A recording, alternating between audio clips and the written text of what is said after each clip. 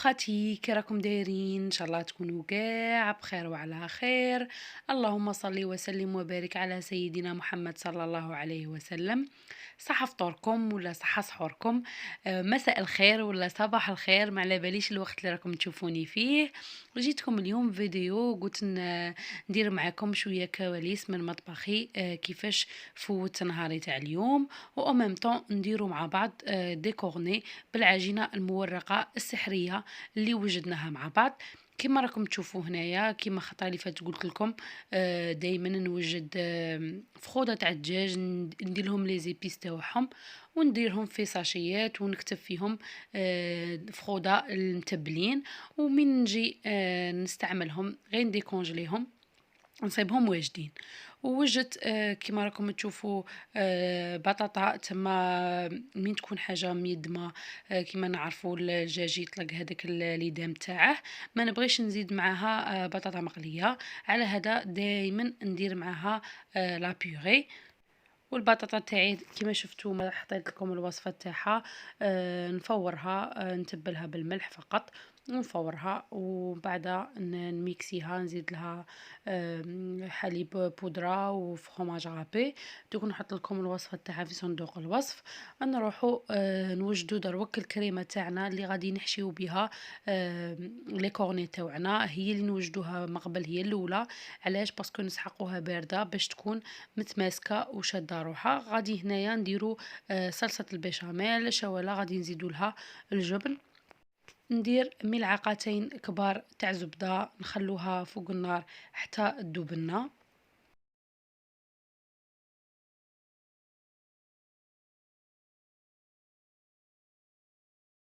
بعد ما تذوب هذيك الزبده نزيدو لها 3 قطع تاع جبن مثلثات ونخلطوهم مع بعض.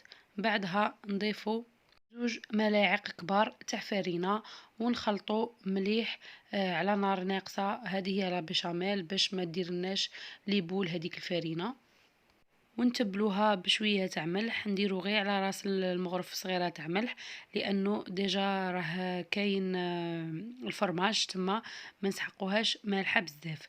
ونزيدو تاني على راس المغرف مرغف على راس المغرف فلفل ابيض، اللي ما عندهاش معليش تكتفي بالفلفل الاسود الا بغيتو ديرو. بعدها ضيفوا حوالي كاس ونص تاع حليب، ونواصلوا العمليه تاعنا. لاصوص بيشاميل راهي باينه، نواصلوا العمليه مع التحريك المستمر حتى تعقد لنا هذيك الكريمه. من تعقد نضيفوا كاخر لمسه، وهذه تبقى اختياري، جبن مبشور اي نوع عندكم، ونغطيوها ونخلوها على جهه حتى تبرد لنا تماما. دوك تتقل، دوك تشوفوها من بعد. نروحوا دروك نوجدوا لي كورني تاعنا كما شفتوا في فيديو تاع العجينه المورقه. قلت لكم تقدوا تجمدوها، هنايا كنت قلعتها من قبل بساعتين، كنت دايره مجمده قطع تكفيني حسب اللي نحتاجه. نديرو في سطح العمل شويه فرينه، نحطو العجينه تاعنا ونزيدو عليها تاني شويه فرينه، بعدها نحلوها بالحلال.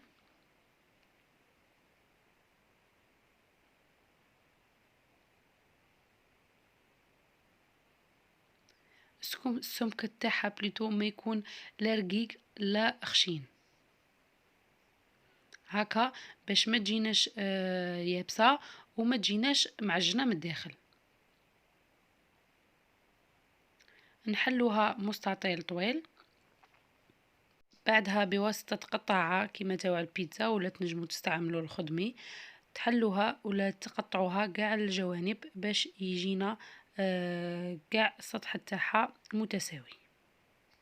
بعدها نقطعوها شرائح بالطول، ونجيبو هادوك لي مول تاع الكورني ونبداو نلوو العجينه تاعنا بلا ما تضغطوا عليها، يعني تلووها بدون ضغط، خاطش لو كان تضغطوها غادي تجيكم العجينه يابسه وما طيبلكمش مليح في الفرن. وهذوك لي مول بلا ما تدهنوهم، يعني غير حطوا العجينه فقط عليهم، لان نعرفوا باللي العجينه المورقه هي كلها زبده، وغادي ما تلصقلناش في ليمول. نواصلوا نفس العمليه مع لي كورني حتى نكملوا كامل هذيك الكميه. بالنسبة اللي سقسوني على العجينة اللي تبقى من نقطعوا الحواف، عادي ديروها تعاملوا معاها كيما العجينة العادية، يعني حطوا هادوك اللي بقاو لكم حبة فوق حبة ولا قطعة فوق قطعة، وبعدها حلوها عادي وكملوا ولا واصلوا نفس العملية شرائح، وديروها على ليمول تاع لي كورني.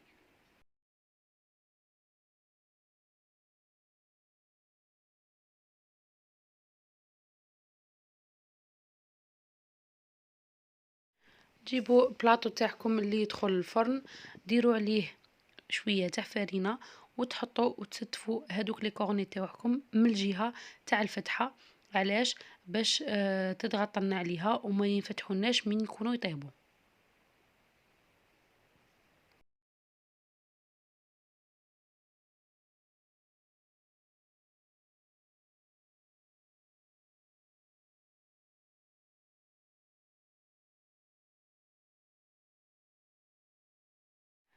دروك نجيبو صفار بيضاء نزيدو لها شويه تاع سكر، نحلوها مليح بفرشيطه، ونجيبو فرشات وندهنو لي كورني تاوعنا من قاع الجوانب باش يدونا اللون الذهبي من يطيبوا.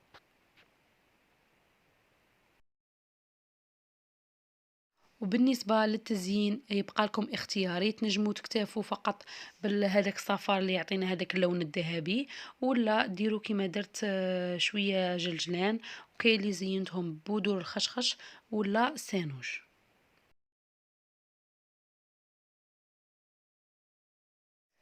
قبل ما تبداو تزينوهم تكونوا شعلتوا الفرن، لانه الفرن لازم يكون سخون بزاف.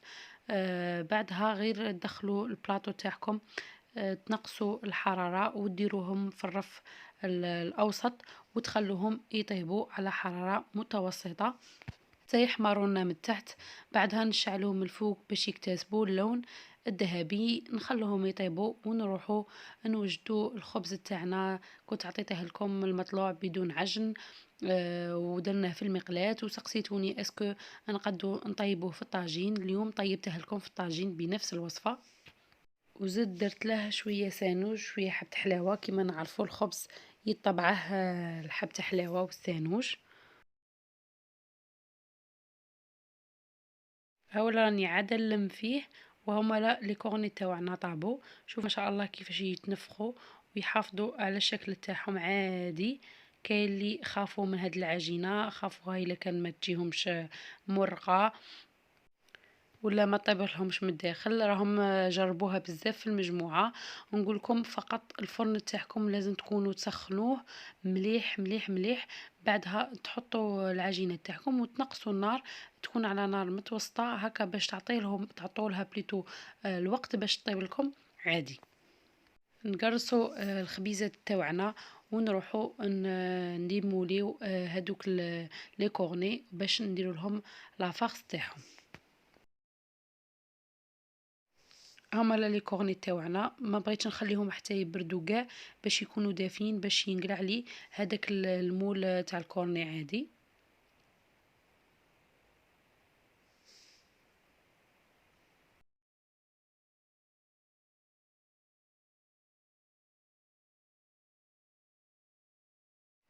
وهيا لا امامكم، مانيش عارفه الا كان هي تبالكم ولا يبالكم التوراق.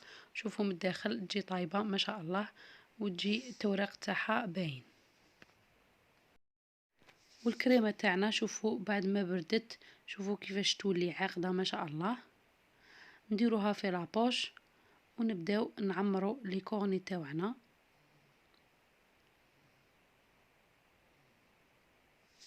ولابوش تعاونكم باش تعمروهم مليح حتى للداخل، يعني تكون الحبة كاملة فيها هذيك الكريمة.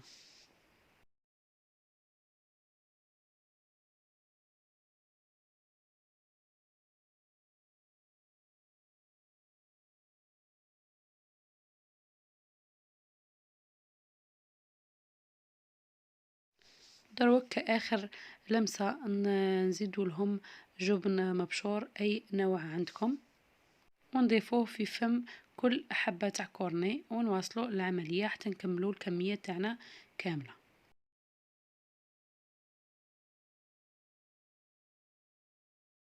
بعد ما كملنا لي كورني نروحوا نطيبوا المطلوع تاعنا كيما قلت لكم طيبته لكم في الطاجين، خاطر الخطره اللي فاتت سقسيتوني اسكو يجي في الطاجين ولا لا. يجي عادي في الطاجين، يعني ديروه في المقلاة ولا في الطاجين حسب الرغبه.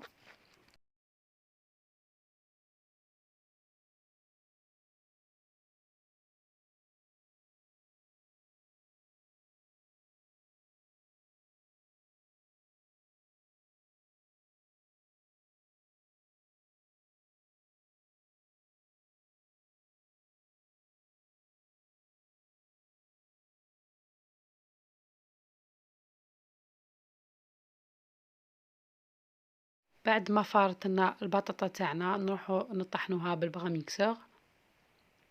كآخر شيء نخلوه قاع التالي اللي هو العصير الطبيعي. راني نبغي ندير عصير طبيعي احسن من هذاك الاصطناعي، راني بخاص كل يوم راني ندير العصير. كنت عطيت لكم الوصفه تاعه بتشينا كومبلي، دوك نحط لكم الرابط تاعها في صندوق الوصف. ونديروا نوع تاني من العصير اللي هو المخيطو. لا تعقلوا درت لكم الزيطه اللي قلت لكم دائما تضحكني هذه الكلمه الزيطه. نديروا مخيطو بها. قلت لكم مي ما يكونش عندكم النعناع دائما تصيبوها ويجيكم العصير تاعكم ولا المخيطو بنه تاعه بليتو ما شاء الله تجي بنينه بزاف بزاف. فاش ينفعنا من نوجدوا كمية نصيبوها هكا تسهل علينا. راهي باقي له يا ربي 5 دقائق للأذان. شوفوا كيفاش يسهل عليكم، يعني توجدوه في 2 دقائق. خاصة كما نعرفوا العصير ينشرب بارد، دائما خلوه آخر لحظة تحضروه.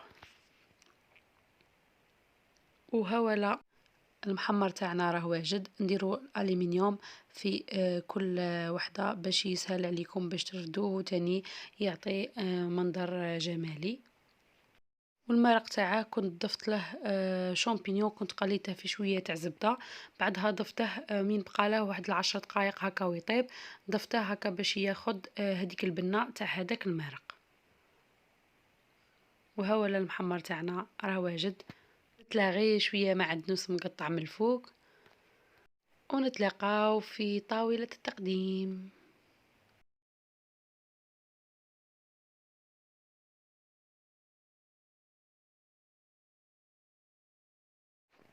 فوالا حبوباتي، هاولا دجاج محمر تاعنا اللي درناه مع بعض في الفرن، وهاولا المطلوع اللي قلت لكم طيبته لكم في الطاجين بنفس الوصفة، وهاولا لي كورنيت تاعنا بالعجينة المورقة.